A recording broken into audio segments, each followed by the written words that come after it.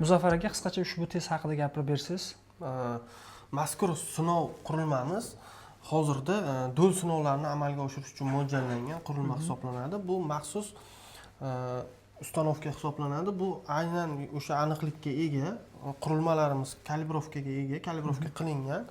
Bu quyosh panelini 11 ta nuqtasiga, tanlab olingan 11 ta nuqtasiga do'lni 20 metr taqsim sekunddan yuqori bo'lgan tezlikda otiladi va aynan o'sha otilgan vaqtida bu quyosh panelida singan yoriqlar yoki sinishi mumkin yoki sinmasligi mumkin. Aynan shu ko'rsatkichlar aniqlanadi. Tushunarli. Demak, biz bu yerga do'l ko'rinishda, demak, muzni otamiz do'l sifatida, to'g'rimi? Albatta, bizda maxsus do'llar yasalgan, do'llarning o'lchamlari bor. Aynan bizda 25 diametrlik do'lni otamiz. Bu standartda ko'rsatilgan maxsus xalqaro IEC 61215 standarti bo'yicha biz sinovlarni amalga oshiramiz.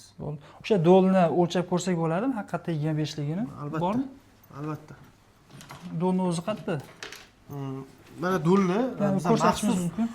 Ko'rishingiz mumkin. Maxsus do'l saqlaydigan idishlarimiz bor.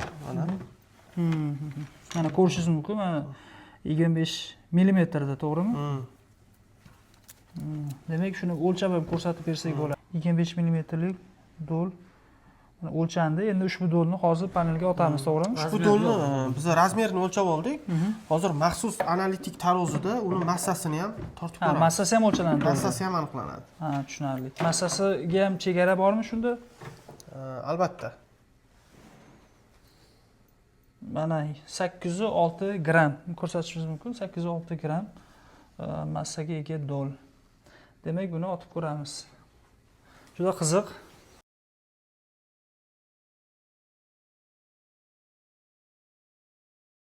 Ehtiyotkor bo'lasizlar, hozir do'l sachrashi mumkin. Islombek.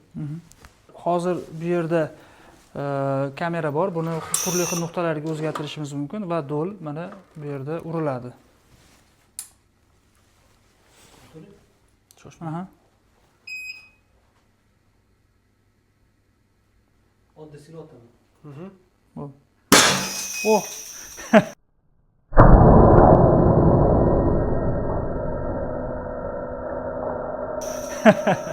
Mana ko'rishimiz mumkin. Do'l otildi, to'g'rimi? Mana ko'rsatishingiz mumkin. Mana hech qanaqa manimcha sinish yo'q, to'g'rimi? Albatta. Sinovdan keyin yana maksimal moshinka tekshiriladi, o'shani solishtiriladi. Demak, qanaqadir yo'qotish bo'ladigan bo'lsa, unga ham chegara bor. Uni ham yozib qo'yiladi, albatta. Tushunarli. Demak, yana bitta otib ko'rsak bo'ladimi? Albatta. Hozir mana bitta nuqtasiga otdik, endi boshqa nuqtasiga o'zgartiramiz. Bo'ldi. O'zgartiraman. Tushunarli. Mana ko'rishingiz mumkin bo'ladi. Demak, knopkani bossangiz, muz uchib chiqadi.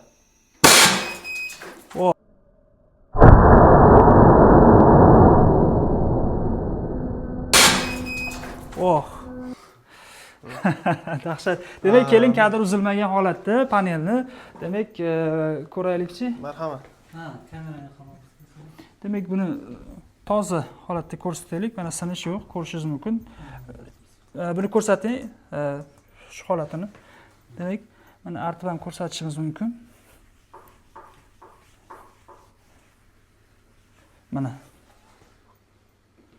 hech qanaqa sinish yo'q.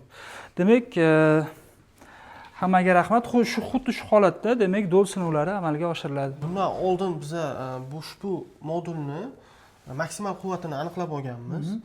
11 ta nuqtaga otilgandan so'ng yana maksimal quvvatini qayta o'lchab ko'ramiz. Bu do'l otish natijasida bu qanchalik ta'sir qildi yoki ta'sir qilmadi.